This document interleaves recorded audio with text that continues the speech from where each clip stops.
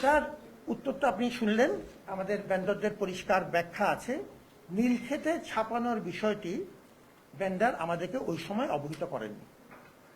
এটা তো আপনি লিখিত দেখলেন। আমরা যখন এই বিষয়ে অভিযোগ পেলাম, আমরা তাকে অফিসিয়ালি তলব করলাম এবং তাকে যখন কারণ দর্শিয়ে ব্যাখ্যা চাওয়া হলো, সেই ব্যাখ্যার পরিপ্রেক্ষিতে এই তথ্য এসেছে।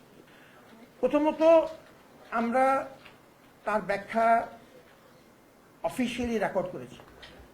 পদ্ধতিগত পদ্ধতিতে তাকে রেপ্রিমেন্ড বা আমাদের প্রচলিত সরবরাহকারী প্রতিষ্ঠানদের বিষয়ে আমাদের প্রকিউরমেন্টের যে স্পেসিফিক রুলস আছে সেই ব্যাপারে আমরা পরামর্শ করব এবং তার বিচ্যুতির বিষয়টি অবশ্যই আমরা খতিয়ে দেব। ধন্যবাদ জানাচ্ছি। এটি গুরুত্বপূর্ণ পয়েন্ট, আমি একটু উল্লেখ করেছিলাম। আমাদের সব মিলিয়ে 48টি অভিযোগ এসেছিলেন। এই অভিযোগগুলোর কিছু ছিল তথ্য সরবরাহ বিষয়ক, কিছু অভিযোগ ছিল অভিযোগ আকারেই নির্দিষ্ট কিছু এনকোয়ারি, এবং কিছু ছিল আইনগত, যার আইনগত ইমপ্লিকেশনস এবং চরিত্র আছে।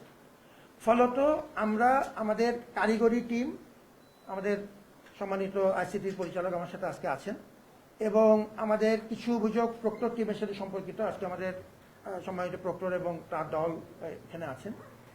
কিছু অভিযোগ আমাদের আইনের টিমের সাথে আমরা করেছি এবং সেক্ষেত্রে আমাদের দুজন বিজ্ঞ আইনজীবী, ব্যারিস্টার মনিরুজ্জামান এবং ব্যারিস্টার বেলায়েত হোসেন, তাদের পরামর্শ এবং আইনি মতামত আমরা নিয়েছি। আর আমাদের ইনহাউস লয়ার, যে আমাদের ল রিটাইনার আছেন ব্যারিস্টার অমিত তালুকদার, জি, তিনি আছেন আজকে আমাদের সাথে।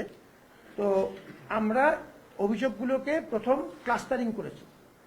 অভিযোগগুলো কোনটা কি ধরনের বিষয়ের, চরিত্রের, আইনগত, কারিগরি, এনকোয়ারি সংক্রান্ত, তথ্য প্রদান সংক্রান্ত ভাগ করে 48টি ক্লাস্টারিং করে যে অভিযোগগুলো ছিল খুব স্পেসিফিক, কিছু নির্দিষ্ট ব্যক্তিকেন্দ্রিক, এটা তারই অভিযোগ, তাকে উত্তর দেওয়া দরকার, এরকম অভিযোগ আমরা 69 ধারায় আমাদের গঠনতন্ত্রের 69 বিধি অনুযায়ী আমরা তাকে ব্যক্তিগত পর্যায়ে উত্তর দিয়েছি।